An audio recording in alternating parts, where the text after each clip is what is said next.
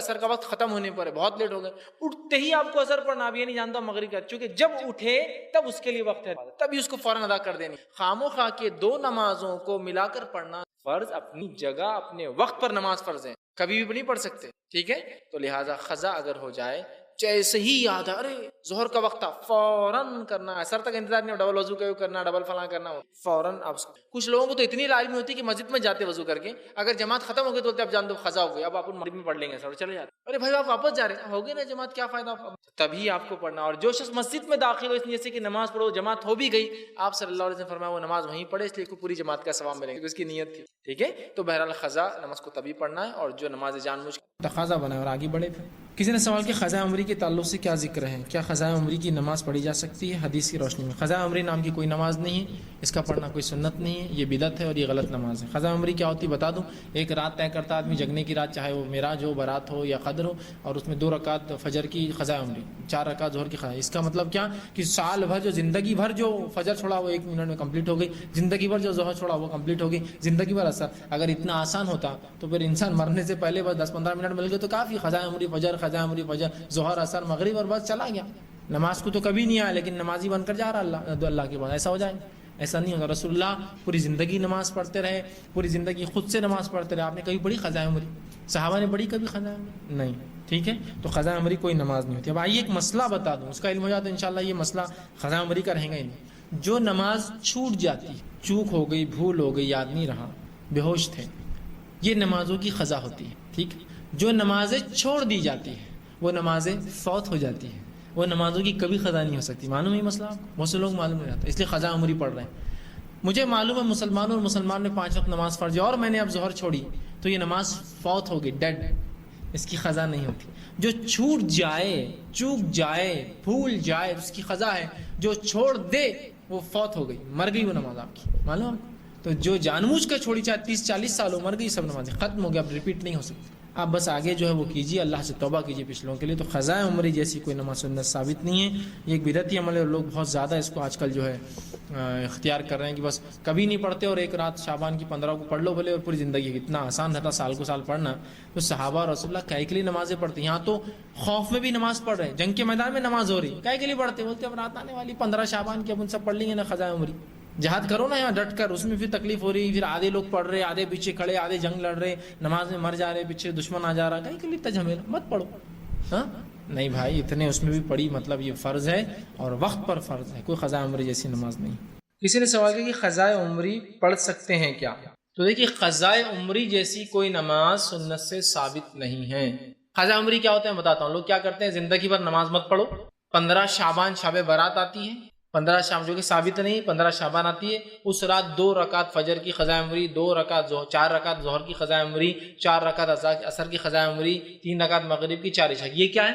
تو بولے اب یہ نماز پڑھنے سے اب تک زندگی میں جتنے نمازیں چھوٹی تھی سب پوری۔ ماشاءاللہ اگر اتنا آسان ہوتا تو صحابہ ابتدائی دور میں کتنی تکلیفیں جھیلیں، اور کتنے صحابہ تو صرف نماز پڑھتے دیکھے گئے بول کے پکڑے گئے، ورنہ پہلے کسی کو نہیں مانتا، چھپ چھپ کے نمازیں پڑھتے تھے۔ ابتدائی دور میں 3 وقت چھپ چھپ کے نمازیں پڑھی جاتی، سورج نکلنے سے پہلے، سورج بیچ میں جانے کے بعد، اور شام کے وقت صحابہ پڑھتے 2 رکعت۔ یہ فرض نہیں تھی لیکن پڑھا کرتے تھے، پکڑے گئے بہت سارے اور تکلیفیں جھیلنا پڑی، تو ان کو یہ بات سمجھ میں نہیں آئی، ابھی تو فرض ہی نہیں اپنے پر، تو کئی کو تکلیفیں جھیلنے کے لیے چپ پھنسنا، نمازیں پڑھ کے دیکھیں گے بعد میں جب فرض ہوں گی، اور فرض ہونے کے بعد بھی کوئی صحابہ سے نہیں ابھی تو جنگوں میں بہت مصروف ہے اس لیے نمازیں چھوڑ دو، قضاء عمری پڑھ لیں گے، ابھی تو فلاں مصروف ہے لہٰذا سفر میں ہے تو اب چھوڑ دو، ہے نا؟ کتنے تکلیفیں تھی، اتنی سہولت تو تھی بھی نہیں کہ یہاں سے اڑے اور وہاں اتر گئے، 2 مہینے سفر کر رہے، چلو سفر میں نہیں پڑھیں گے تو قضاء عمری ہے نا اپنے لیے، ثابت نہیں یاد رکھیے۔ آپ ایک غلط فہمی کی بنیاد پہ قضاء عمری بنی ہے، میں اس کی غلط فہمی کو پہلے دور کرتا ہوں۔ پہلی چیز، جو نماز چھوٹ جاتی ہے اور جو نماز چھوڑ دی جاتی ہے اس کا فرق سمجھ۔ جو نماز چھوٹ جاتی ہے غفلت سے، نیند لگنے کی وجہ سے، بھول جانے کی وجہ یا سفر کی تکلیفوں کی وجہ سے سمجھ میں نہیں آیا، جیسا یہاں سے اڑے انگلینڈ کے لیے 6 گھنٹے ٹائم سے اٹھا جا رہے ہیں، اب چلتے ہیں، سمجھے کبھی کبھار ہوتا ہے، تو یہ سب چیزیں سمجھ میں آ رہی، کچھ نہ کچھ غفلت، سمجھ کی کمی، بے ہوشی، بیماری جس میں ہوش ہی نہیں تھا، تو یہ نمازیں چھوٹ گئی ہم سے، تو اس کی قضا ہوتی، غفلت سو گئے تھے، غفلت تھے، ٹائم نہیں سمجھ میں آیا، یہ نمازیں قضا ہو جاتی ہے، اس کو آپ پھر سے پڑھ سکتے۔ اب دوسرا، جو نمازیں چھوڑ دی جاتی ہیں، عصر کی اذان ہو رہی، چلیے بھائی نماز کو جاؤ تم جا کے آؤ، مغرب ہو رہی، چلیے بھائی تم جا کے آؤ ذرا، میں تھوڑا سا، ارے عشاء کا ٹائم تھوڑا سا آپ جا کے آ جاؤ، یہ نمازیں چھوڑ دی گئی۔ جو نمازیں چھوٹ جاتی ہیں ان کی قضا ہوتی ہے، جو نمازیں چھوڑ دی جاتی ہے یاد رکھیے وہ نماز اس کی اب کبھی قضا نہیں ہو سکتی. یہ مسئلہ ہم کو سمجھ میں نہیں آتا. جو نماز چھوٹ جاتی ہے اس کی قضا ہوتی ہے، جو چھوڑ دی جاتی ہے اس کی قضا نہیں ہے. وہ گئی نماز، مر گئی وہ نماز، فوت ہو گئی، بیکار ہو گئی وہ نماز آپ کی. کیوں تو آپ مسلمان ہو کہ آپ نے جان بوجھ کے کہا کہ جاؤ تم، اور وقت آپ نے گزارا، وہ نماز فوت ہو گئی، اس کی قضا نہیں. آپ زندگی بھر آپ جان بوجھ کے چھوڑے، بولے قضا تو ہوتی ہی نہیں اس کی سب سے بڑی. اور قضاء عمر جیسا کوئی کانسیپٹ اسلام میں ہی نہیں کہ نمازیں چھوڑتے رہو، آرام سے آگے پوری پڑھ لینا نماز قضا. اب کچھ لوگ جو توبہ کرنا چاہتے ہیں، اللہ 10 سال سے نماز چھوٹی، 20 سال سے چھوٹی، 40 سال سے چھوٹی، اب کیا کرے؟ کچھ لوگ بولتے دیکھو اس کا طریقہ بولے وہ نمازیں پڑھنے کا. ہر فجر سے پہلے 2 رکعت پڑھنا، اور بولا اللہ پہلی فجر کی نماز جو قضا ہوئی تھی، اب وہ بولے پہلی ختم ہو گئی، پھر دوسری والی پہلی بن جاتی ہے، تو پھر دوسرے دن بھی بولا اللہ پہلی فجر کی نماز قضا. پھر اور ہر نماز سے پہلے احتیاطاً 2 یہ پڑھ لینا قضا اور 2 پڑھنا. جو نمازیں مسلسل ایک لمبے عرصے تک چھوٹ گئی ہمارے سے، غفلت میں، نا علمی میں، جو بھی ہے، اس کے لیے یاد رکھیے سوائے توبہ کے اور کوئی حل نہیں. اور جو چھوڑ دی گئی وہ تو فوت ہو گئی، سوائے توبہ کے کوئی حل نہیں. ورنہ وہ 10 سال کی اور 15 سال کی اور 20 سال کی نماز کے غم میں اگلی نمازیں بھی چھوٹ جائیں گی آپ کی. ارے یار وہی نہیں ہو رہی، چند یہ بھی نہیں کر. جو ہو رہی کیجیے، باقی کے لیے توبہ نہیں چاہتے. ہاں حال میں کچھ چھوٹ گئی، سفر میں اس میں بھول گئے اور ایسا ہوگا، وہ الگ چیز ہے. لیکن عرصے تک، سال تک نمازیں چھوٹی ہے تو توبہ ہے. اس لیے کہ صحابہ اور تابعین سے کوئی ایسے اقوال نہیں ملتے کہ نمازیں چھوڑو اور پھر قضاء عمری پڑھتے رہو پوری ہر نماز سے پہلے 2 رکعت، یا ایک ساتھ 15 شعبان کو بس کھڑے ہو جاؤ اور شب برات کو منا لو اور بس قضا کر لو. تو قضاء عمری جیسی کوئی نماز سنت سے ثابت ہی نہیں ہے. قضا نماز جو ہو جاتی ہے وہ پڑھ سکتے ہیں، چھوٹ گئی جو نماز چھوڑ دی جاتی ہے وہ فوت ہو جاتی ہے. تو لہٰذا اللہ سے ہم توبہ کریں، یہی اس کا ایک. آگے بڑھتے ہیں اور وہ گناہ کیا ہے دیکھتے ہیں ایک کے بعد ایک، جس میں نبی اکرم صلی اللہ علیہ وسلم فرمایا 7 ہلاک کر دینے والے اعمال سے، یا 7 ہلاک کر دینے گناہوں سے بچو.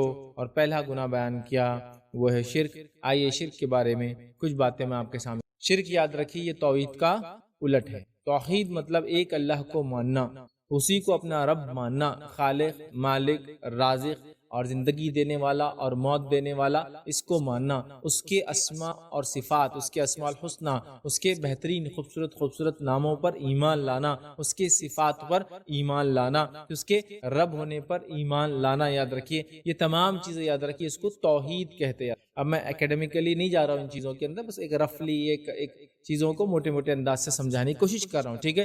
تو یہ ہوتا ہے توحید، مطلب ایک اللہ کو ماننا اور سب کچھ اسی کی طرف سے ہے. اس چیز کو ماننا اسی نے پیدا کیا، وہی موت دینے والا ہے، وہی رزق دینے والا ہے، وہی اولاد دینے والا ہے، مشکل کشا وہی ہے، داتا وہی ہے، گنج بخش وہی ہے، حاجت روائی وہی کرتا ہے، دستگیری وہی کرتا ہے. یہ تمام چیزوں پہ ہم کو ایمان لانا ہے، یہ ہے توحید. اور یہی توحید کے لیے یاد رکھیے صحابہ نے ابتدائی دور میں، بعد کے دور میں سلف صالحین نے، تابعین، تبع تابعین اور دیگر لوگوں نے اپنی جانیں دی، مال لٹایا، عزتیں لٹائی، صرف دین کے لیے، صرف اس کے لیے، توحید کے لیے. آئیے توحید، بہت سے لوگ بولتے ہیں اجنبی چیز ہے یہ، توحید کہاں آتا ہے؟ ایک اللہ کو ماننا سمجھ میں آتا ہے، توحید کہاں آتا ہے؟ ایسا سوال کرتے ہیں. تو آئیے میں آپ کو ایک واقعہ سناتا ہوں کہ بلال رضی اللہ عنہ کو جب ان کا مالک جو تھا، یہ غلام تھے اس کے، وہ ان کے سینے پر پتھر رکھ دیتا اور گرم تپتی ریت پر لٹا دیتا، تو وہ کیا الفاظ ادا کرتا. سیرت کی کتابوں میں آتا ہے، وہ کہتے احد احد، میں ان 360 کو نہیں مانتا ہوں مشرکوں جو تم نے بت بنا لیے، احد میں ایک کو مانتا ہوں. اور وہ احد سے ہی توحید لفظ، سمجھے آپ بات؟ تو توحید کوئی نئی چیز نہیں،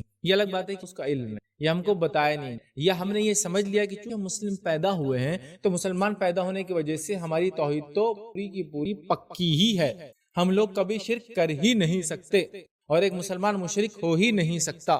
یہ لوگ دعوے کرتے، لیکن یہ دعوے کھوکھلے ہیں، یہ دعوے جھوٹ. میں بہت زیادہ دلائل کے، ٹھیک ہے، دلائل کے اس میں 1-2 باتیں سوال کرتا. کیا اللہ رب العزت کے لیے ایک عمل کرنے والے کے لیے 2 اجر ہو سکتا، یا ایک ہی عمل کرنے والے کے لیے 2 صلہ ہو سکتا، یا ایک ہی کام کرنے والے کے لیے 2 معاملات ہو سکتے، یا ایک ہی گناہ کرنے والے کے لیے 2 اصول یا 2 طریقے ہو سکتے کہ اس کو یہ سزا دو چونکہ یہ مسلمان ہے اور یہ مشرک ہے اس کو یہ سزا دو؟ نہیں، اللہ رب العزت کے پاس کسی ایک عمل کو بنیاد پر ایک ہی جزا ہے، تو پھر ایک ہی سزا ہے. تو اگر مشرکین مکہ کوئی عمل کرے جس کے نتیجے میں وہ جہنم ہو اور وہ مشرک کہلائے، تو ظاہر سی بات ہے وہی عمل کو مسلم کرے تو بھی وہ ایسی ہوں. ایسا ہو نہیں سکتا کہ نہیں مشرکین مکہ کے لیے تھا کہ بت پرستی نہیں کرنا، ہم لوگ بت پرستی. وہ ابراہیم علیہ السلام کی قوم کے لیے تھا کہ ستاروں میں یہ سمجھنا کہ کچھ تاثیر ہے، ہمارے لیے مسئلہ نہیں، ہم وہ تاثیر کو سمجھ سکتے ہیں. وہ فلاں قوم کے لیے تھا فلاں چیز سے کرنا، ہم لوگوں کے لیے وہ چیز، سمجھ رہے ہیں؟ وہ فلاں قوم کے لیے ناپ تول میں کمی بیشی کرنے سے عذاب آیا، وہ ہمارے لیے مسئلہ نہیں، ہم لوگ ناپ تول میں کر سکتے کیونکہ ہم مسلمان ہیں نا، وہ لوگ کافر ہیں اس لیے ان پر عذاب آیا۔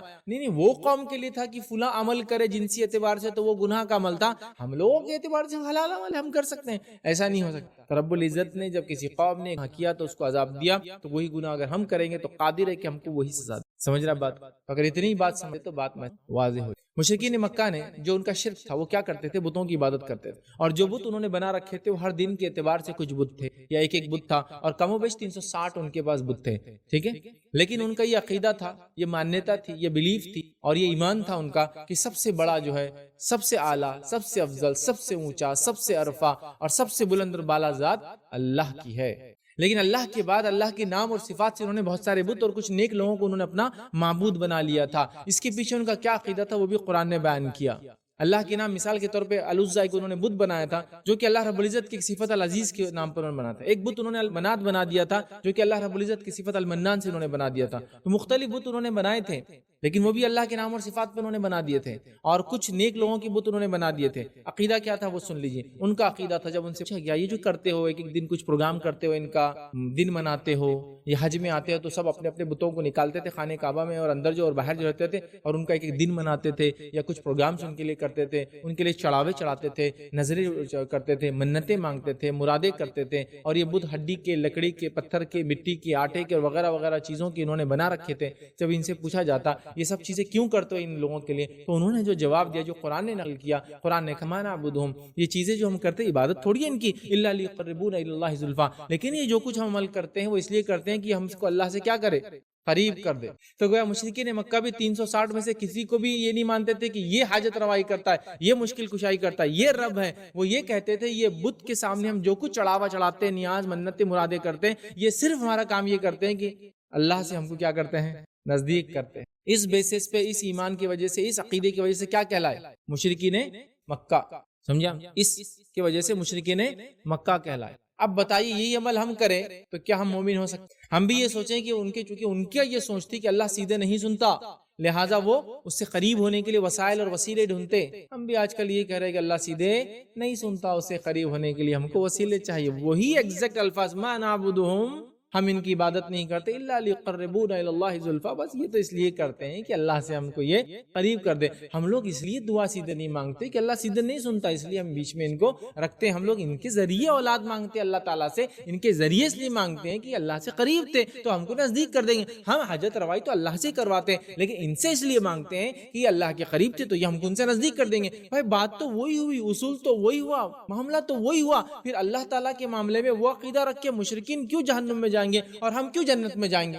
نعوذ باللہ، اللہ تعالیٰ نہ تو نہیں کر سکتا۔ بہت سخت جرم ہے، یاد رکھیں، اتنا سخت جرم ہے کہ جس کی موت اس پر ہو جائے، یاد وہ کبھی جنت میں۔ نبی اکرم صلی اللہ علیہ وسلم کہ اللہ رب العزت کے سامنے اللہ کے رسول صلی اللہ علیہ وسلم سفارش کریں، جو کہ اللہ کے حکم، اور اللہ جن جن کی چاہیں گا ان کی سفارش، اور الگ الگ فیزز میں ایک ساتھ نہیں، سفارش الگ الگ، سجدہ کریں گے، دعا پڑھیں گے، پھر اللہ کہیں گے اٹھو محمد صلی اللہ علیہ وسلم دعا کرو، قبول کیے جاؤں گے، پھر سجدے میں جائیں گے، پھر کچھ لوگ جائیں گے، پھر کچھ، آخر محمد صلی اللہ علیہ وسلم کو بتایا جائے گا کہ اب جہنم میں صرف مشرک اور کافر۔ ابراہیم علیہ السلام جب ضد کریں گے اللہ تعالیٰ سے کہ ایک دعا میری باقی تھی میرے والد کے تعلق سے، آپ اس کو قبول کیجئے، تو اللہ بیان کریں گے اے ابراہیم، کیا تو نہیں جانتا کہ ہمیں مشرک اور کافر پہ جنت کو حرام، جو اس پہ مر گیا ہمیشہ کی جہنم، وہ انسانیت میں سے چاہے جو بھی ہو۔ یہ ہمارا بلیف رکھ، یہ ہمارا ایمان، توحید، صحیح ایمان کے مطابق دنیا سے گزرنا اور جانا کنڈیشن ہے۔ بہرحال اللہ رب العزت نے قرآن فرمان کہا، دیکھیے ان اللہ لا یغفر ویغفر ما دون ذلک، اللہ تعالیٰ تو دیگر گناہ معاف کریں گا، لیکن اللہ تعالیٰ شرک کو کبھی معاف نہیں کرتا۔ ان اللہ لا یغفر ان یشرک، اللہ اپنے ساتھ شریک ٹھہرا جانے والوں کو یا کوئی کسی کے ساتھ شریک کرے اس کو معاف نہیں کرتا۔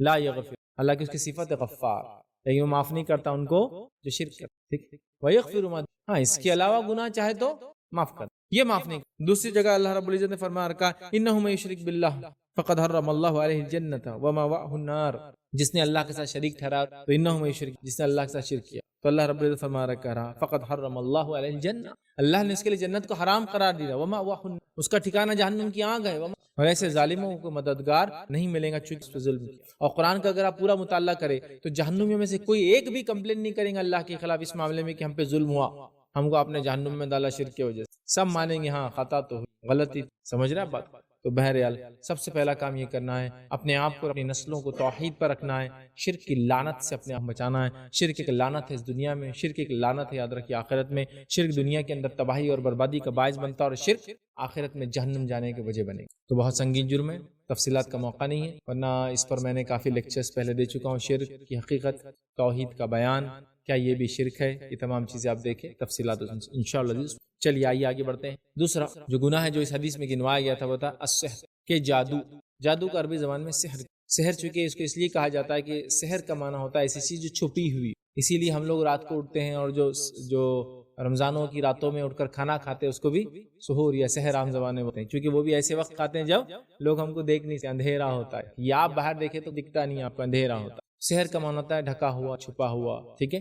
تو سحر یاد رکھیے، جس کو جادو کہتے ہیں، اردو زبان کے اندر بہت کامن لفظ یہ استعمال ہوتا ہے، ٹھیک ہے۔ جادو کہیے، شعبدے بازی کہیے، کہانت کہیے، کئی ناموں سے، یا کہیں اس کے شعبے ہو سکتے ہیں، ہر شعبے کا الگ ماہر الگ نام سے بہرحال پکارا جاتا ہے، ٹھیک ہے۔ تو جادو کا کرنا، کرانا، سیکھنا، سکھانا، یاد رکھیے، اس کو استعمال کرنا، اس کے اندر سپورٹ کرنا، اس میں جانا، ان لوگوں سے ملنا کرنا، یہ تمام چیزیں اتنا زبردست جرم ہے کہ خالی جادوگر کے پاس جانا، عرافوں کے پاس جانا، کاہنوں کے پاس جانا اور سوال کرنا 40 دن کی نماز آپ کی خراب کر دیتا ہے۔ اگر جا کر سوال کیا اور سوال پر ایمان لائے، مطلب یہ عقیدہ رکھا ہاں جواب صحیح تھا، تو گویا اس نے اس چیز کا انکار کیا جو محمد صلی اللہ علیہ وسلم نازل ہوئی، مطلب کفر کر بیٹھے۔ اور اس کے علاوہ اگر اس کے اندر جو اعمال ہوتے ہیں دیگر جن اور شیاطین کو خوش کیا جاتا ہے وہ کر بیٹھے تو شرک تک پہنچ، تو یہ کچھ نہیں تو 40 دن کی نماز تو برابر برباد کرتا ہے۔ دوسرا کام کرتا ہے کہ آپ کو کافر بنا دیتا ہے، اور تیسرا کام یہ کرتا ہے کہ آپ کو شرک تک، تو یہ بہت ہی ڈینجرس چیز ہے، یاد رکھیں۔ جادو اور سحر بہت ڈینجرس چیز، اور اس کا کرنا، کرانا، سیکھنا، سکھانا سب کیا ہے؟ کفر ہے، کفر ہے، یاد رکھیں۔ اب بہرحال جادو کیا ہوتا ہے، بس مختصر 2-3 اقوال میں لوگوں کے رکھتا ہوں، پورے نہیں، میں شارٹ چونکہ وقت نہیں، چونکہ کئی چیزیں ہم کو لینا ہے۔ پہلی چیز یاد رکھیں، شیاطین کا تقرب حاصل کرنے کے لیے، ان کو خوش کرنے کے لیے لوگ کچھ اعمال کرتے ہیں، شرک کرتے ہیں، کفر کرتے ہیں، دیگر اعمال کرتے ہیں جن سے خوش ہو جاتے ہیں اور ان کی مدد لی جاتی ہے۔ جادو شیاطین کو خوش کرنا کفر اور شرک کر کے، جس سے وہ ان کی مدد کرتے ہیں، جس کو کہیں گے کمپنسیشن، اس کے بدلے میں، اس کے بدال میں، ٹھیک ہے۔ اسی طرح جو ہے وہ چیز جس کو حقیقت سے پھیر دیا جاتا ہے اس کو بھی سحر کہا جاتا ہے، مطلب کسی چیز کو اس کی حقیقت سے پھیر دینا، جس کی مثال یہ ہے کہ موسیٰ علیہ السلام کے زمانے میں فرعون کے سامنے جادوگروں نے بھی رسیاں ڈالی، وہ کیا نظر آئی؟ سب سانپ۔ فرعون کو بھی سانپ نظر آئی، جادوگروں کو تو رسیاں نظر آئی تھی، چونکہ وہ تو جانتے تھے کیا جادو۔ اور موسیٰ علیہ السلام اور ہارون علیہ السلام کو بھی کیا نظر آئی؟ وہ سانپ۔ موسیٰ علیہ السلام گھبرا گئے تھے، ٹھیک۔ اور جو لوگ بیٹھے تھے وہاں دیکھنے آئے تھے ان کو بھی کیا نظر آئی؟ سانپ۔ تو یہ واقعی چیزوں کو بدل دینا۔ لیکن جب موسیٰ علیہ السلام نے عصا ڈالا تو کیا ہوا؟ موسیٰ علیہ السلام کو کیا دکھ رہا تھا؟ سانپ۔ ہارون علیہ السلام کو کیا دکھا؟ سانپ۔ فرعون کو کیا دکھاؤ؟ سانپ۔ لوگوں کو کیا دکھاؤ؟ سانپ۔ جادوگروں کو کیا دکھاؤ؟ سانپ، کیونکہ وہ معجزہ تھا۔ جبکہ پہلے کیس میں جادوگروں کو رسیاں ہی دکھ رہی تھی، باقی سب کو سانپ دکھ رہی تھی۔ اسی لیے جادوگر ایک ہی چیز دیکھ کر کیا کیے؟ ایمان لائے اور کہا قالوا آمنا برب العالمین، ہم رب العالمین پر ایمان لائے، رب موسیٰ و ہارون اور موسیٰ کے رب ایک ہی۔ فرعون نے کیا کیا؟ ان کو سزائیں دی، جان سے مار دیا، ہاتھ اور پیر اپوزٹ جانب سے کاٹ دیے، لیکن ایمان سے پیچھے نہیں ہٹ۔ اتنا پختہ ایمان کیسا پیدا ہوا کہ تو وہ دیکھ لیا سحر سے چیزوں کی حقیقت کو نہیں بدلا سکتا، لیکن اس کو سمجھے نا دکھایا جا سکتا، تو چیزوں کو تبدیل کر کے دکھانا یہ بھی ایک معنی ہے۔ اسی طرح سحر کا اگر خلاصہ ہم کریں تو خلاصہ یہ ہوگا کہ جادوگر اور شیاطین کے درمیان ہونے والے معاہدے کا نام ہے، جس کی بنا پر جادوگر جو ہے حرام یا شرکی کام کا ارتکاب کرتا ہے اور شیاطین کو خوش کرتا ہے اور ان سے مدد حاصل، ٹھیک ہے۔ اب یہ ٹرکس کے ذریعے بھی، جادو اس میں ٹرکس بھی ہے، لیکن ظاہر سی بات ہے وہ جادو میں کاؤنٹ نہیں ہے، ٹرکس کا کرنا، اور انگوٹھے کو یوں کر دیا، کچھ تو یوں کرتا انگوٹھا غائب دکھ رہا، لیکن وہ ٹرکس ہے، ریالٹی نہیں ہے، ٹرکس ہے۔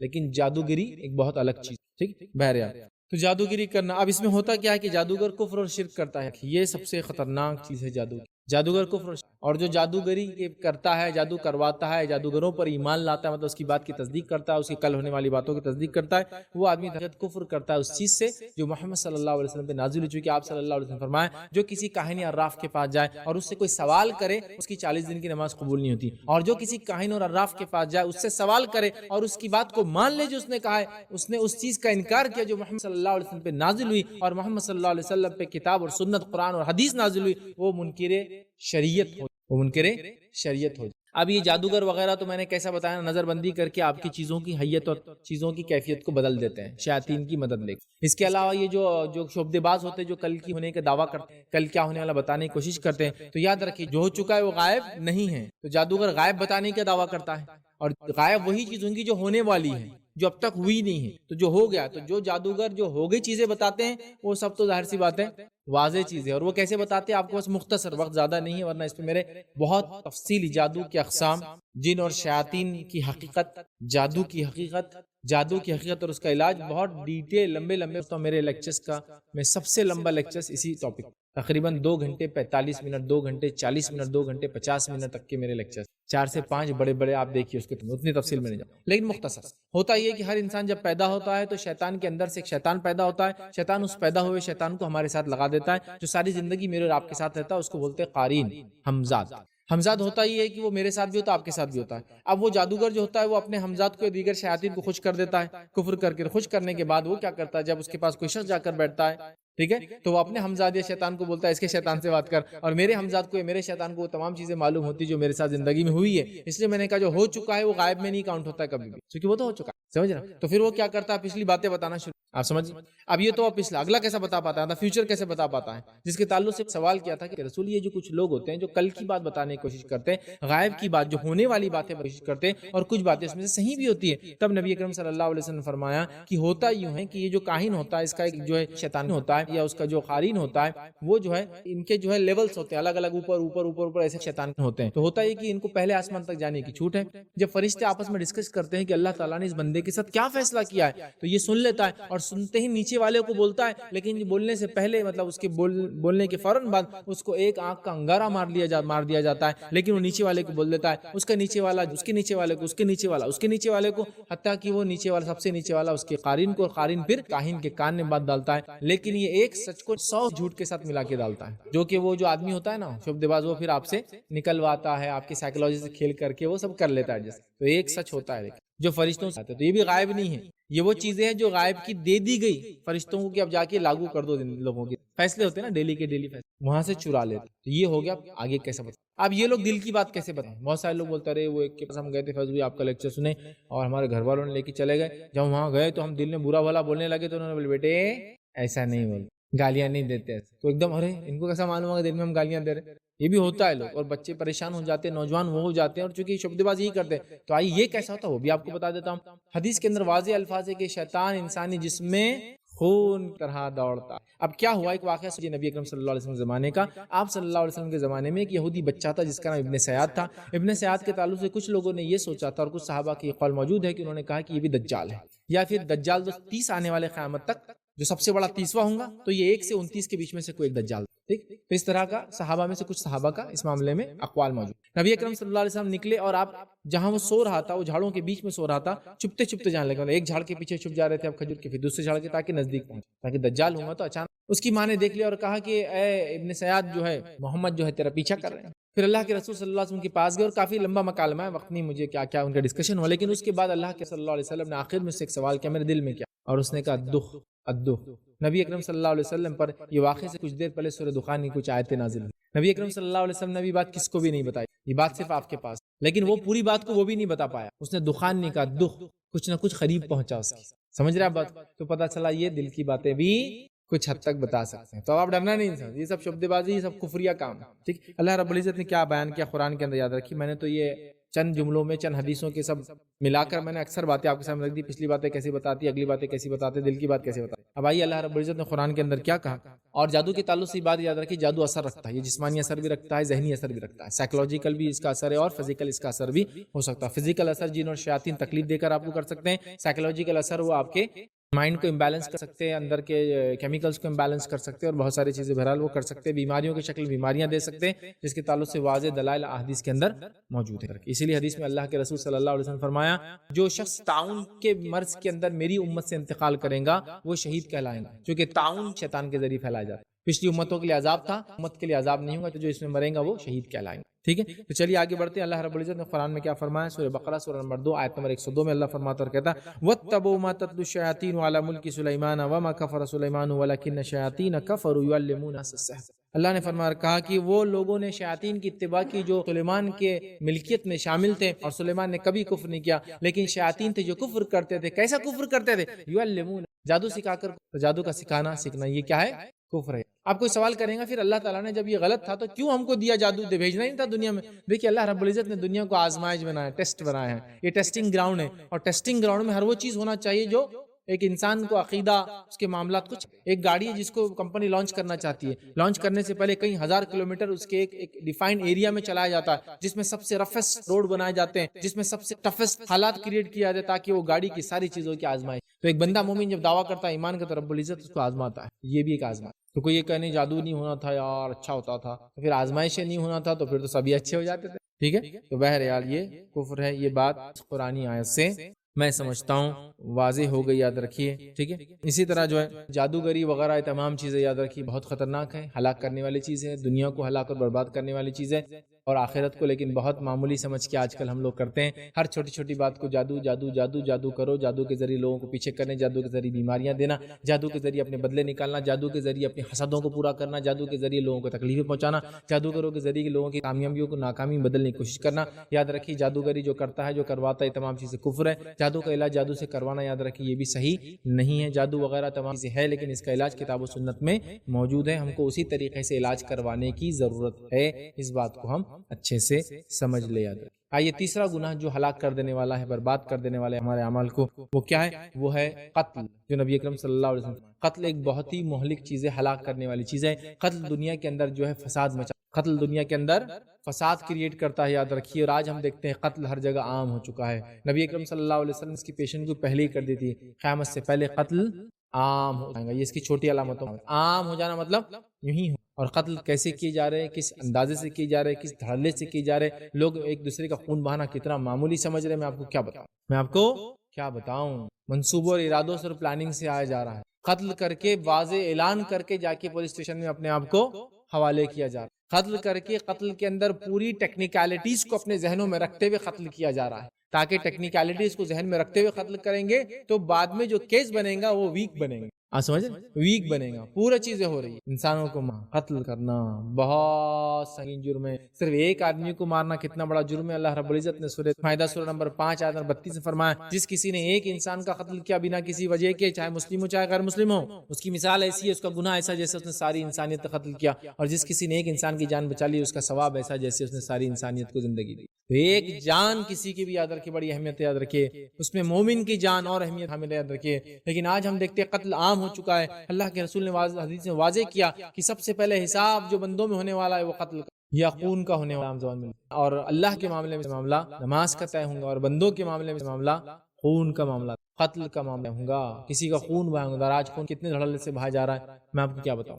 دوست کا خون بہا دے رہے ہیں، پڑوسی کا خون بہا دے رہے ہیں، رشتہ دار کا خون بہا رہے ہیں، مسلمان کا خون بہا رہے ہیں، مسلمان نان مسلم مسلمان کا خون بہا رہے ہیں، انسان یاد رکھیے قتل بہت بڑا جرم ہے۔ اللہ کے رسول صلی اللہ علیہ وسلم نے اس کو منع کیا، حدیث و قرآن و سنت میں اس کی بڑی واضح دلائل ہے۔ اللہ فرماتا ہے وَلَا تَقْتُلُوا النَّفْسَ الَّتِي حَرَّمَ اللَّهُ إِلَّا بِالْحَقِّ، کسی نفس کو قتل مت کرنا سوائے اس کے کہ جو اس کا حق ہے، مطلب سزا کے بدلے کسی نے کسی کا قتل کیا، اس کے بدلے اس کو قتل کیا جا سکتا۔ کسی شادی شدہ انسان نے زنا کیا تو اسے سنسار کر کے قتل کیا جا سکتا، لیکن یہ نہیں ہو سکتا کہ آپ جو ہے کسی کو بھی قتل کرتا۔ اللہ نے کہا کسی کو قتل مت کرنا سوائے اس کے جس کو قتل کیا جا سکتا ہے، اور یہ بھی عام آدمی نہیں کرے گا، یہ بھی پورا ایک سسٹم کے تھرو وہ جا کر، کورٹ کچہری کے تھرو جا کر حکومت اس کو وہ سزا دیں گے۔ کسی نے کسی کا قتل کیا تو آپ سزا نہیں دیں گے اس کو، وہ دوسرے مقام پہ جو ہے نبی اکرم صلی اللہ علیہ وسلم دیکھیے کیا فرماتے ہیں اس کے تعلق سے۔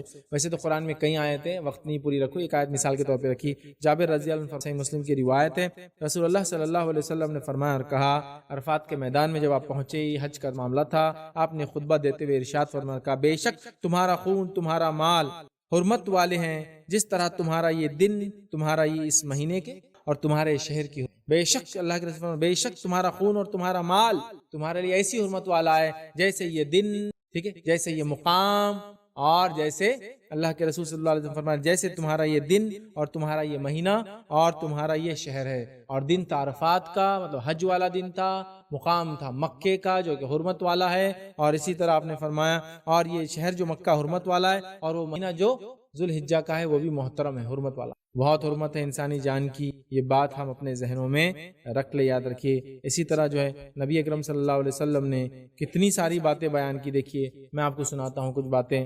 قتل کے تعلق سے آپ نے فرمایا، کہا بخاری کی روایت ہے، قیامت کے دن لوگوں میں سب سے پہلے خونوں کا فیصلہ کیا، خون کے بارے میں سب سے پہلا فیصلہ قیامت دن بندوں میں ہوگا۔ اسی طرح جو ہے دوسری کی روایت میں نبی اکرم صلی اللہ علیہ وسلم فرمایا اور کہا، سنن نسائی کی روایت آپ نے فرمایا، ممکن ہے کہ اللہ تعالیٰ ہر گناہ معاف کر دے سوائے اس آدمی کے جس نے مومن کو جان بوجھ کر قتل کیا ہو اور وہ آدمی کفر کی حالت میں مرا ہو۔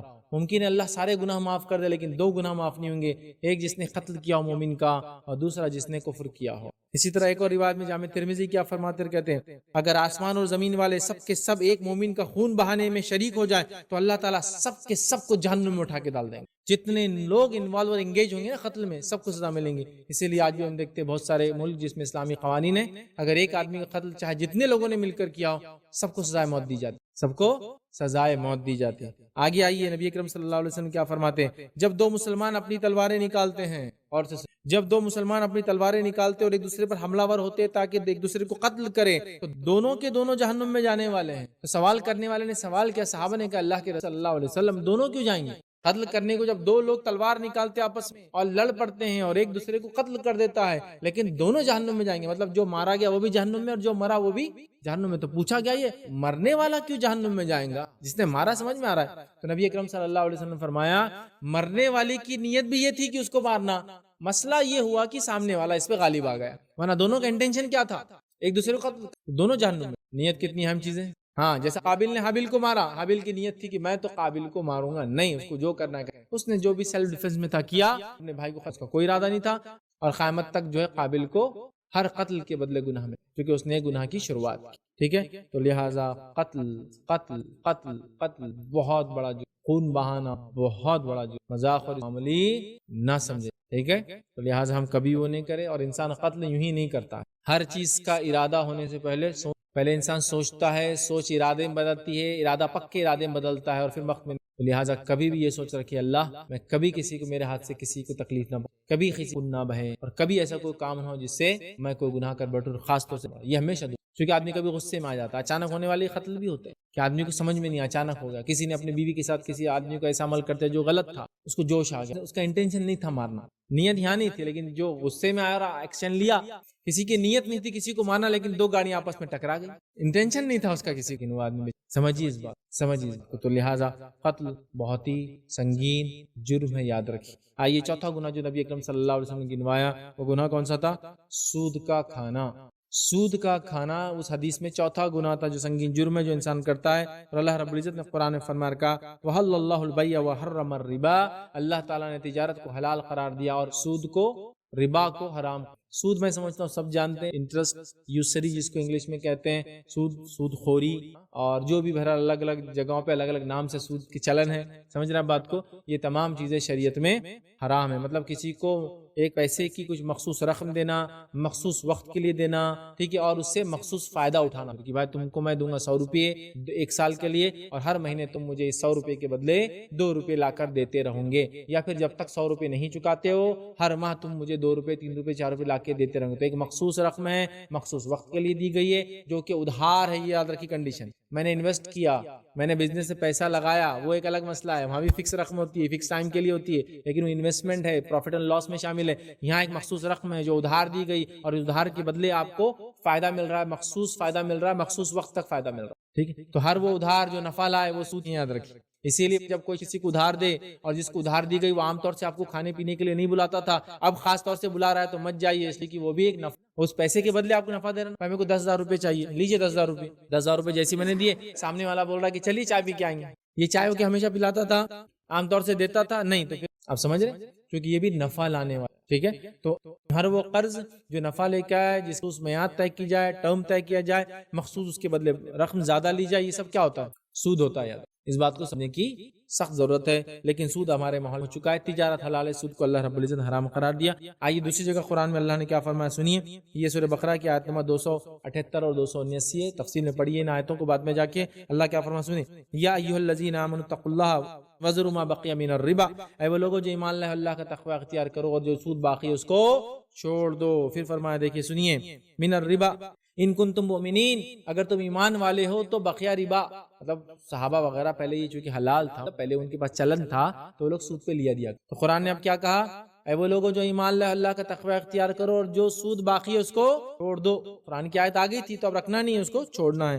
آگے کا فرمایا ان کنتم مؤمنین، اگر تم ایمان والے ہو تو، پھر فرمایا فَإِن لَمْ تَفْعَلُوا، اگر تم نے ایسا نہیں کیا تو اللہ کیا اعلان کر رہا ہے، فَأَذَنُوا بِحَرْبٍ مِّنَ اللَّهِ وَرَسُولِهِ، تو اعلان کرتا اللہ اور اس کے رسول کے خلاف جنگ کا اعلان ہے۔ مطلب اللہ اور اس کے رسول جنگ کا اعلان کرتے ہیں اس ہر شخص کے خلاف جو سود کا کاروبار کرتا ہے، سود میں ملا اسے، ایک فرد ہو، ایک جماعت ہو، ایک سوسائٹی ہو، ایک شہر ہو، ایک ملک ہو، پوری دنیا ہو، اللہ اور اس کے رسول کے خلاف اعلان جنگ ہے۔ اور میں نہیں سمجھتا اللہ اور اس کے رسول کے خلاف جنگ پر کوئی جائے اور جیت کر آئے۔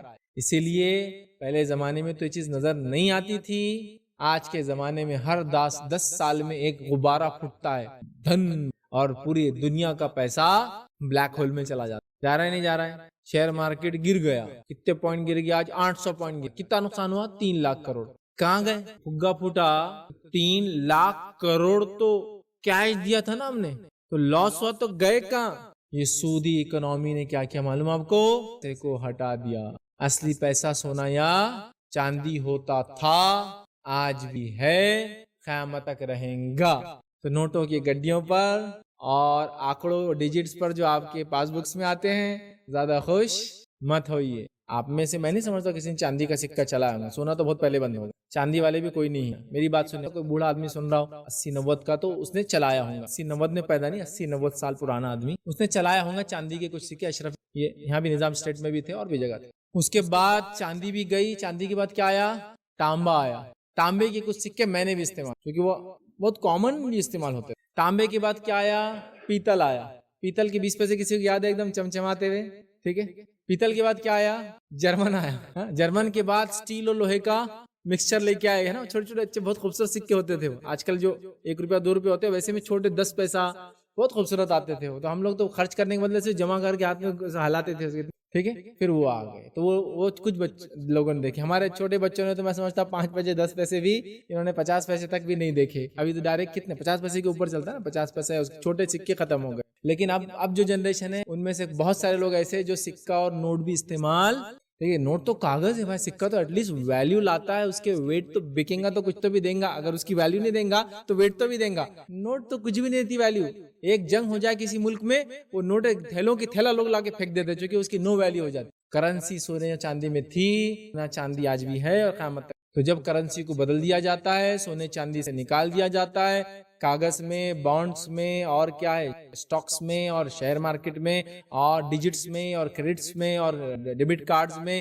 اور مختلف پیپر کرنسیز میں الیکٹرانک اور ڈیجیٹل فارم میں لا لیا جاتا ہے، نتیجہ کیا ہوتا ہے؟ کبھی کبھار اصلی پیسہ پیچھے ہوتا ہی نہیں اور آپ کو صرف نوٹ ایشو کر دیے جاتے ہیں۔ I promise to pay the bearer the sum of rupees 100, 200 ہے نا، 500, 2000، مطلب میں وعدہ کرتا ہوں کہ جو بھی آدمی یہ کاغذ کا ٹکڑا لائیں گا اس کے بدلے میں اس کو 2000 کی کوئی چیز دی جائیں گی۔ تو یہ تو ایک وعدہ ہے، پرومسری نوٹ بولتے ہیں، اسی لیے نوٹ بولتے ہیں۔ لیکن اس کے پیچھے کا پیسہ کہاں ہے ہمارا؟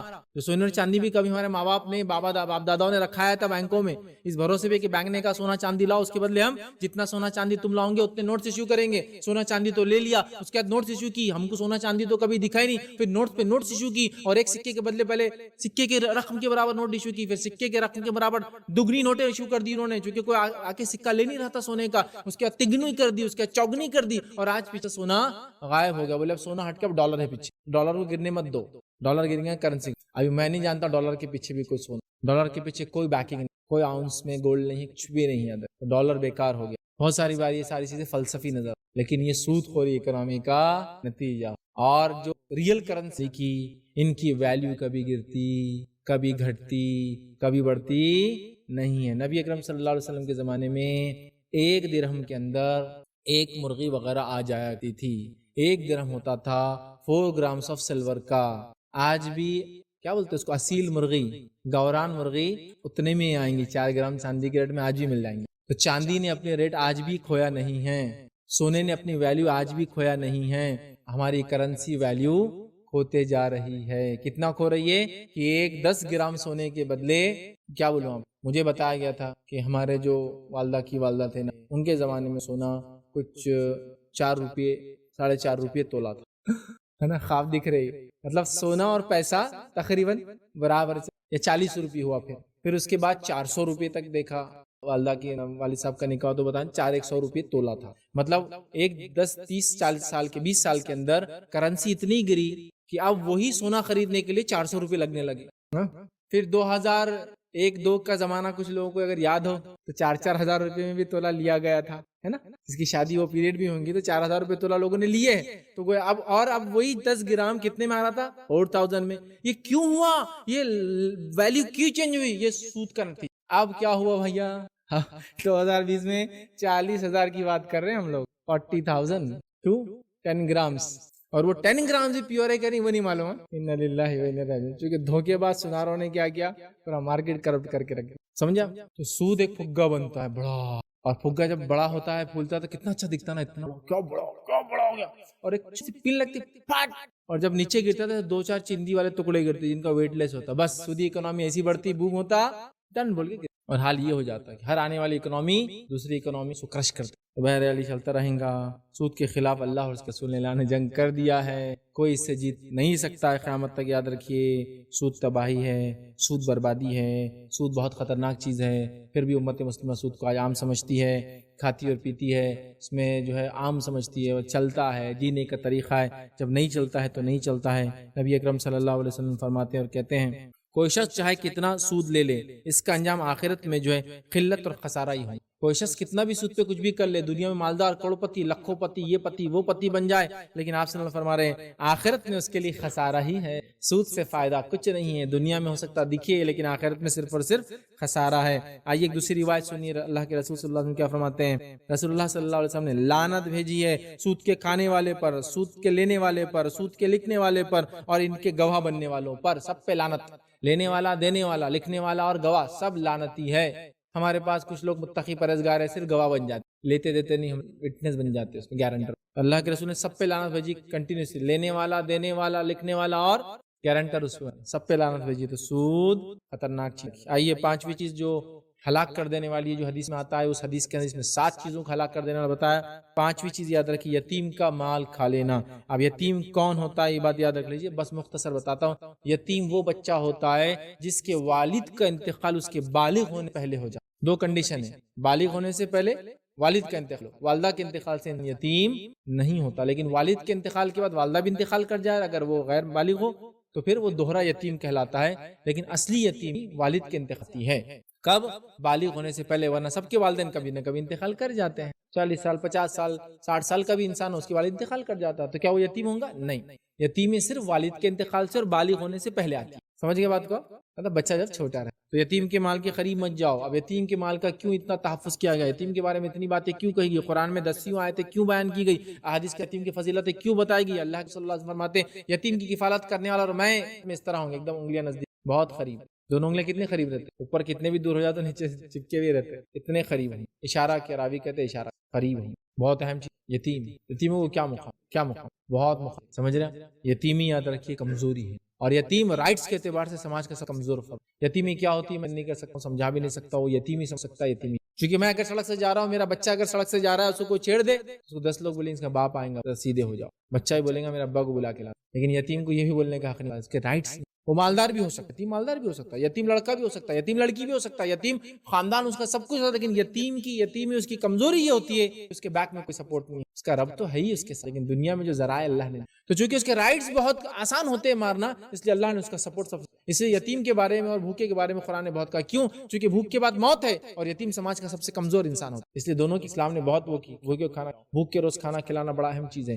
یتیم کے مال کے قریب بھی مت جاؤ، سوائے اس کے کہ یتیم کو مال کھانے والا جہنم کی آنکھ پیٹ میں بھرا، یتیم بہت بات۔ اور آج ہمارے پاس کوئی ہوتا اس کا باپ مرتا ہے، ہم لوگ فوراً پلان کرتے ہیں کہ اب بھائی کی جائیداد ختم کر کے 4 بھائی تھے، ایک نکل گیا دنیا میں، جب ان تینوں کھانا، اب بھتیجوں کو نکال کے ہکالنا ہے۔ یتیم کا حق مار، یتیم کا حق مارنا بہت کامن ہے۔ یتیم کی کفالت کیجیے، ایسی کفالت کیجیے کہ اس کے سپورٹر بن جائے، اس کے ڈیفینڈر بن جائے، اس کے رائٹس کو دلوانے والے۔ وہ غریب ہے تو اس کی غربت میں مت کیجیے، اگر وہ امیر ہے تو اس کے حق دلوائیے۔ امیر ہے یتیم، بہت مالدار ہے، 18 سال کا ہو جائے گا قانونی اعتبار سے تو 50,000 کروڑ کا مالک ہو جائیں گے، ٹھیک ہے، لیکن ابھی یتیم ہے، ابھی اس کے رائٹس دلانے تک، اس کی اس عمر کو پہنچنے تک آپ کو اس کی مدد کر، چونکہ مشرکین مکہ یتیموں کے ساتھ بہت برا سلوک کرتے تھے، یتیم بچوں کو یا تو گھروں سے ہکال دیا جاتا یا تو ان کو بیچ دیتے تھے غلام بنا، اور کیا کرتے تھے؟ بھائی کی جائیداد نہ جائے بول کر اس کی جو ماں ہوتی تھی اس کا نکاح دوسرے اس کے یا تو بھائی کر لیتا تھا کوئی، یا تو دوسرے اس کے بیوی سے جو بچے ہوتے ہیں ان سے شادیاں کروا دے، تاکہ وہ بیوہ بھی گھر سے باہر نہیں جانا، ورنہ رائٹ مانگیں گی کل کو کہ دو میرے بچوں کا۔ تو ماں سے بچوں کی سگے نہیں، سمجھے نا؟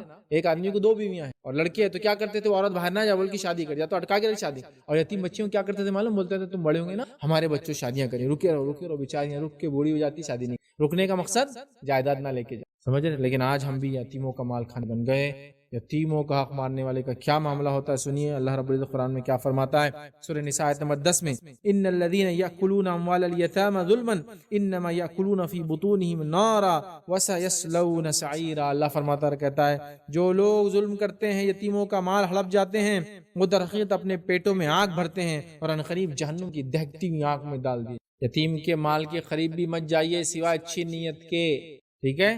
تو یتیم کا بڑا حق ہے۔ دوسری جگہ اللہ رب العزت نے فرمایا رکھا یتیم کے بارے میں، یتیم کے مال کے قریب بھی مت جاؤ سوائے اس کے کہ اچھے طریقے سے، جب تک کہ وہ بالغ نہ ہو جائے، مطلب اس کے سپورٹ کے لیے آپ اس کے مال کے قریب جا سکتے ہیں، ہیلپ کے لیے جا سکتے ہیں، سیف گارڈنگ کے لیے جا سکتے ہیں، اس کے مال کو بچانے جا سکتے ہیں، لیکن بری نیت سے نہیں جا سکتے۔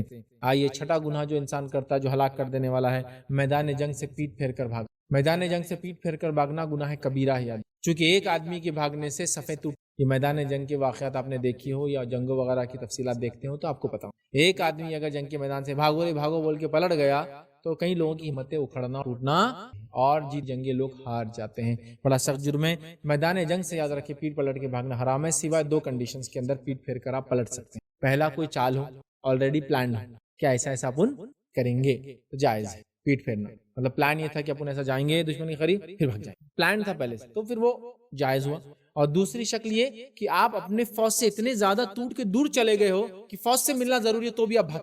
مثال کے طور پہ ٹکڑوں میں لڑتے ہیں نا، جنگیں جو ہوتی بیٹالین سے آج بھی ہوتی ہے، اس زمانے میں ٹکڑیاں ہوتی تھی، سمجھو ایک ٹکڑی لیفٹ سے لڑ رہی ہے، ایک رائٹ فلانک ہے، لیفٹ فلانک ہے، مڈل فلانک ہے، اور لڑ رہے ہیں۔ اب ایک ٹکڑی لیفٹ اتنی دور چلے گی دشمن بیچ میں آنے کے چانس ہو جاتے ہیں نا، وہ پلٹ کے بھاگ سکتے۔ تو 2 ہی کنڈیشن میں پلٹا جا سکتا ہے جنگ میں، ایک پہلے سے پلان ہو یا دوسرا اپنی بڑی فوج کے حصے سے ملنا ہو تو آپ پلٹ سکتے، ورنہ ایسا بھاگنا گناہ کبیرہ یاد رکھیے۔ اللہ رب العزت نے سورہ انفال سورہ نمبر 8 آیت نمبر 15 میں فرمایا رکھا، یا ایھا الذین آمنوا اذا لقیتم الذین کفروا زحفا فلا تولوہم الادبار۔ اللہ فرماتا کہتا اے ایمان والو، جب تم کافروں کے بالمقابل صف آ رہا ہو جاؤ تو پیٹ مت پھیرو، تو پیٹ نہیں پھیرنا ہے۔ دوسرے مقام پہ فرما رکھا، اور جو شخص ان میں سے اس موقع پر پیٹ پھیرے گا سوائے اس کے کہ کوئی جنگی چال ہو، پیٹ پھیرے گا جنگ کے اندر سوائے جنگی چال ہو، کوئی اگر پلانڈ ہو پہلے سے تو کر سکتا چال ہو، یا جماعت سے مل جانا ہو، جماعت سے ٹوٹ گئے تو مل جانا ہو، جانا مقصود ہو، تو اللہ کے غضب کا مستحق ہوں گا اور اس کا ٹھکانہ دوزخ کیا۔ مطلب وہ لوگ جنگ کے میدان پیٹ پھیرتے ہیں سوائے 2 لوگوں کو چھوڑ کر، وہ جو پہلے سے پلان تھا یا وہ اپنی جو فوج سے ملنا چاہتے تھے، باقی سب کو اگر کسی نے اس کے علاوہ پیٹ پھیرا تو اللہ تعالیٰ ان لوگوں کو جہنم کی آگ میں ڈال دے گا۔ چونکہ پیٹ پھیر کے بھاگنے کا نقصان یہ ہوتا ہے لڑنے والے بھی ہار جاتے ہیں، سامنے والوں کا مورال بوسٹ ہو جاتا ہے، سامنے والی فوج کا کہ لوگ بھاگ رہے ہیں اور پھر جیتتی ہوئی جنگیں لوگ ہارے۔ 7واں گناہ اور آخری جو حدیث میں بتایا گیا جو ہلاک کر دینے والا گناہ یاد رکھیے، وہ ہے بے گناہ پاک دامن بھولی بھالی معصوم عورتیں جنہوں نے کبھی برائی کا سوچا بھی نہ ہوگا، ان پر برائی کا الزام لگانا۔ اور برائی کے الزام سے مراد کیا معلوم آپ کو؟ ان پر زنا کا الزام لگانا۔ یہ بہت سنگین جرم یاد رکھیے، اور اللہ رب العزت نے اس تعلق سے قرآن کے اندر سخت وعید کی۔ قرآن کے اندر سورہ نور سورہ نمبر 24 آیت نمبر 4 میں دیکھیے اللہ کیا فرماتا ہے، کہتا ہے، اور جو لوگ پاک دامن عورتوں پر زنا کی تہمت لگاتے ہیں، برے الزام لگاتے ہیں، ٹھیک ہے، زنا کی تہمت لگاتے ہیں، پھر 4 گواہ پیش نہیں کریں گے تو انہیں 80 کوڑے مارے جائیں گے اور ان کی شہادت کبھی اس کے بعد قبول نہیں۔ پاک دامن عورت پر الزام لگا بہت بڑا جرم ہے، لیکن اب میں کیا بولوں، اتنا کامن ہو چکا ہے جس کو، اور دور جتنا جدید ہوتا جا رہا ہے۔ اچھا دیکھیے، مسئلہ تو عورت کے بارے میں کہا گیا، لیکن نوجوان لڑکے کے لیے بھی مسئلہ یہی ہوگا، یا لڑکے کے لیے بھی مسئلہ یہی ہے، مرد کے لیے بھی مسئلہ۔ لیکن چونکہ قرآن نے عورت کا لفظ اس لیے وہ کیا، لڑکی کے بارے میں اس لیے کہا چونکہ اکثر یہ وکٹم ہوتی، زیادہ تر ان کے خلاف یہ ہوتا ہے، لیکن یہ مسئلہ سب کے لیے کوئی بھی اگر کسی مومنہ عورت پہ الزام لگائیں گا اس کے لیے گناہ سنگین جرم ہے، یاد رکھیے، اور کوئی مومن مرد پہ بھی یہ کریں گا تو سنگین جرم ہے، لیکن عورتیں چونکہ وکٹم ہوتی اس لیے زیادہ ان کے بارے میں کہا گیا۔ لیکن آج مرد اور عورت دونوں وکٹم۔ آج دیکھیے کہ لڑکے کو شادی نہیں کرنا کسی لڑکی سے، اپنے ماں باپ کو بغیر سوچ سمجھے بول دیتا رہے لڑکی کیریکٹر ٹھیک نہیں ہو رہا ہے، نہیں کر رہے ہیں بنداس، کسی پہ بھی الزام لگا دیا بھائی لڑکی پسند نہیں آ رہی اب چھوڑ دینا ہے مجھے، تو ارے زانیہ ہے پہلے سے لگ رہا سب کچھ تو بھی تھا، کو چھوڑنا، لیکن تو نے کیا کیا، ایک بھولی بھالی عورت پر جس نے کبھی سوچا بھی نہ تھا کسی کے ساتھ کوئی عمل کرے، تو نے اس پہ الزام لگایا۔ اور بہت کامنلی شادی بیاہ کو جب توڑنا ہوتا ہے لوگوں کو بہت کامنلی لگا دیتے، نہیں لڑکی کو چھوڑنا ہے، لڑکے کو نہیں جی ان کے بہت افیرات چل رہے، انہوں نے کیا کیا کر لی جا کے حرکت، لڑکے کو لڑکی کو چھوڑنا ہے، نہیں میرے کو شک ہے شادی کی پہلی رات میں سمجھ میں آ گیا تھا اس کے پہلے فلاں حالت یہ، بلکہ نوجوانوں میں تو اتنا معاملہ چل پڑا کہ لوگ پیچھے سے لڑکی کی چال دیکھ کے بول دیتے یہ زانیہ ہے یا نہیں ہے، اتنے بھاری اور دھارکاری لوگ ہیں۔ لیکن یہ جو الزام ہے ہلاک اور برباد کر دیں گا آپ کی زندگی، چونکہ میں نے یہ دیکھا بندوں کے معاملے میں اللہ رب العزت دنیا میں ہی بتا دیتا، اپنا معاملہ وہ رکھتا ہے بات کے، نافرمان اولادوں کو دیکھیے آپ دنیا میں سزا دیکھیں، وہ لوگ جو دوسروں پہ ظلم کرتے ہیں ان کو دنیا میں آپ لڑتے ہوئے دیکھیں، وہ لوگ دوسروں کا جو حق مارتے ہیں دنیا میں سزا دیکھیں گے، وہ لوگ جو دنیا میں الزام لگاتے ہیں دنیا میں ذلیل ہوتے ہوئے دیکھیں گے۔ تو آج کل بہت کامن ہوگا کسی پر بھی ایک چٹکی میں بول دینا کیریکٹر لیس، کیریکٹر پہ دھبا ہے، میننگ کیا رہتا، کسی مرد کو انہوں نے پہلے ہی سمجھ لیا ہے، یہ بالکل بنداس بول دیا جا رہا ہے، مجھے لڑکی نہیں پسند ہے تو بولنے کے لیے میں نے کالج میں معلومات لیا وہ لڑکی اچھی نہیں، ان کو پسند نہیں بول کے اچھی نہیں ہے، اور کیوں اچھی نہیں، ارے کیریکٹر لیس، سمجھ رہا، بہت آسان دیتے ہو، آخرت میں بہت بھیانک بھرپائی اس کی کرنا پڑے گی، اس بات کو یاد رکھ لو، اس کی گواہی قبول نہیں ہوگی اگر عورت پہ الزام لگائے تو 80 کوڑے کا حکم دیا۔ اسی سورہ نور سورہ نمبر 24 کی آیت نمبر 23 میں اللہ نے فرمایا کہا، سنی کیا کہا، جو لوگ پاک دامن بھولی بہلی غافل لڑکی، اس کو کبھی سوچی بھی نہیں کہ اس نے کسی اور کے ساتھ برا عمل کریں گی، غافلہ سوچے بھی نہیں انہوں نے کبھی کسی کے ساتھ برا عمل کریں، تو کیا فرمایا اللہ نے، جو الزام لگاتے ہیں بھولی بہلی نیک لڑکی پر جو سوچتی بھی نہیں کبھی ایسا کوئی عمل کریں کسی کے، غافلات مؤمنات جو ایمان والی ہے، لعنت ہے ان لوگوں پر جو ایسے الزام لگاتے ہیں اس دنیا میں، کس کی لعنت ہے، اللہ کی لعنت ہے دنیا میں، والآخرت اور آخرت میں اللہ کی لعنت ہے ایسے لوگوں پر، ولہم عذاب عظیم اور ان کے لیے دردناک عذاب، اور ان کے لیے بڑا عذاب، سمجھ رہے، دنیا میں لعنت آخرت میں، دنیا میں لعنت اللہ کی، آخرت میں لعنت اللہ کی اور آخرت، کبھی کسی کیریکٹر پہ انگلی مت اٹھائی اللہ کی، یہ آسان نہیں، لیکن ہمارے سماج بہت آسان، یہ میرج کے ٹوٹنے کے ایشو میں تو ساسوں نے بہوؤں پر اور شوہروں نے بیویوں پر ایسے الزام لگائے ہیں، اٹھاؤ اور پھینک دو سیدھا یہ تہمت، اس سے کیا ہوتا ہے ایک دم معاملہ سب جوش میں آتے ہیں، کہاں سے ثابت کریں گے جھوٹی باتوں کو، لہٰذا بہت احتیاط کسی پہ الزام لگا۔ تو یہ 7 گناہ تھے جو نبی اکرم صلی اللہ علیہ وسلم نے حدیث میں بیان کیے جو ہلاک کر دینے بچنا ہے۔ آئیے بس مختصر دہراتا ہوں، پہلا گناہ جو ہلاک اور برباد کرنے والا ہے وہ ہے اللہ کے ساتھ شرک کرنا، دوسرا گناہ جو ہلاک اور برباد کرنے والا ہے وہ ہے سحر جادو کا کرنا، تیسرا گناہ ہے جو ہلاک اور برباد کرنا ہے وہ ہے قتل کرنا، چوتھا گناہ جو ہلاک اور برباد کرنے والا وہ ہے ربا سود کا معاملہ کرنا، پانچواں گناہ جو ہلاک اور برباد کرنے والا یاد رکھیے وہ یہ ہے کہ انسان یتیم کا مال کھائے، چھٹا گناہ جو ہلاک اور برباد کر دینے والا یاد رکھیے وہ یہ ہے کہ انسان جو ہے جنگ کے میدان میں پیٹ پھیر کر بھاگے، اور ساتواں گناہ جو خطرناک گناہ ہے جو ہلاک کر دینے والا ہے وہ یہ معصوم بھولی بھالی مومن عورتیں جو غافل ہے برائی سے اس پر زنا کا، بدکاری کا، برائی کا الزام لگانا، تو یہ 7 ہلاک کر دینے والے گناہ چونکہ ایک ہی حدیث میں آتے ہیں میں نے آپ کے سامنے رکھے، ویسے تو گناہ سے چاہے حدیث میں اس طرح سے آتے الگ الگ آتے بچنا چاہیے، بٹ ان سیریز نبی اکرم صلی اللہ علیہ وسلم ایک کے بعد ایک ان گناہوں کو گنوائے، تو میں نے سوچا بہتر ہے یہ گناہ میں آپ کے سامنے رکھوں، تو یہ وہ 7 ہلاک کرنے والے گناہ تھے جن سے ہمیں بچنا چاہیے۔ گناہ بہت خطرناک چیز ہے، یہ تھوڑے تھوڑے نظر آتے ہیں لیکن جب جمع ہو جاتے ہیں تو بہت خطرناک ہوتے ہیں۔ اگر بڑا ہے تو اس کی مثال ایسی ہے کہ لکڑی، سوکھی لکڑی میں ایک بڑی آگ ڈال دی جبھی جل جائیں گی، اور اگر چھوٹے چھوٹے اور آپ سمجھ رہے چلیں گا تو یہ چھوٹی چھوٹی چنگاریاں بھی جو کنٹینیوس کسی جگہ پہ گرتی ہے تو وہ بھی ایک بڑی آگ بن ہی جاتی ہے، یاد رکھیں۔ تو لہٰذا گناہ یہ بہت ہی خطرناک چیز ہے، یہ دنیا کو برباد اور آخرت کو برباد کرنے والی چیز ہے۔ کچھ گناہ دنیا برباد کرتے ہیں، آخرت میں سزا بھگت کے کبھی نہ کبھی جنت تو چلے جائیں گا، لیکن کچھ گناہ جیسا شرک وغیرہ ہے یہ تو ایسے گناہ سے کبھی معافی نہیں ہوں گی، تو لہٰذا ہمیں ہر قسم کے گناہ سے اللہ رب العزت سے توبہ کرنے کی ضرورت ہے۔ آخری پوائنٹ یہ ہے کہ یاد رکھیے توبہ ہر چیز کے لیے، لوگ سوال کریں اس کے لیے کیا کرنا ہے، شرک کے لیے کیا کروں، زنا کے لیے کیا کروں، الزام لگائے تو کیا کروں، فلاں کو کیا کروں، اس کو کیا کروں، یتیم کے مال کیا کروں، سود کیا کروں، سب کے لیے توبہ ہے۔ اور توبہ کی شرائط کیا ہے؟ سب سے پہلا دل میں نادم ہونا، دوسرا اللہ کے حضور توبہ کرنا، اور تیسرا وہ عمل کو دوبارہ نہ دہرانا، اور چوتھا بندوں کا معاملات کو لوٹا دے۔ ٹھیک ہے، تو 3 اللہ کے معاملے میں 4 بندہ، یہ کر لیجئے، توبہ کے دروازے کھلے ہیں۔ کب تک؟ جب تک کہ میں سکرات کی حالت میں نہ چلے جاؤں، یا آپ سکرات کی حالت میں نہ چلے جائیں، یا تب تک جب تک کہ قیامت کی کوئی بڑی نشانی سامنے نہ آ جائے، دروازے کھلے ہیں، توبہ کیجئے۔ لیکن توبہ کو ہرگز یہ نہ کرے کہ گناہ کرتے چلے توبہ توبہ، گناہ کرتے چلے توبہ توبہ توبہ، یہ نہیں چلیں گا۔ توبہ کی کنڈیشن کیا ہے؟ دل میں نادم ہونا، توبہ کرنا، اور تیسری دوبارہ نہ، اور بندوں کا معاملہ بتا دینا، دے دینا، پہنچا دینا، بتا دینا، جو بھی ہے۔ غیبت کی تھی تو معافی مانگ لینا، پیسہ لیا تھا لوٹا دینا، زمین لی تو واپس دے دینا، یہ کرنا ضروری یاد رکھے تو گناہوں سے ہم بچیں تاکہ دنیا بھی کامیاب ہو اور آخرت بھی ہم کامیاب ہو، کیونکہ گناہ انسان کو برباد کر دیتے ہیں، جیسا بیماریاں انسانی جسم کو برباد کر دیتی ہیں، گناہ بھی یاد رکھے انسان کو دنیا میں برباد کر دیتے ہیں، ایک اچھی زندگی وہ ایمانی نہیں جی سکتا اور آخرت تو پوری خراب کر دیتے ہیں۔ لہٰذا ہر قسم سے ہم بچیں اور خاص طور سے 7 گناہ کو اور اپنی نسلوں کو بچانے کی ہم کوشش کریں۔ اسی پر السلام علیکم، آپ بھی ہمارے اس کام میں تعاون کریں اپنی زکات و صدقات کے ذریعے۔ ڈونیشن ڈیٹیلز کے لیے ڈونیٹ اس پر کلک کریں۔ اگر آپ کو ہمارے ویڈیوز پسند آئے ہیں تو اسے شیئر کریں اور ثواب کے حقدار بنیں۔ روزانہ ہمارے ویڈیوز کو پانے کے لیے ہمارے یوٹیوب چینل کو سبسکرائب کریں اور بیل آئکن دبائیں۔ ہم سے دیگر سوشل میڈیا پر جڑنے کے لیے ویڈیو میں دیے گئے آئی ڈی کو سرچ کریں۔ جزاک اللہ۔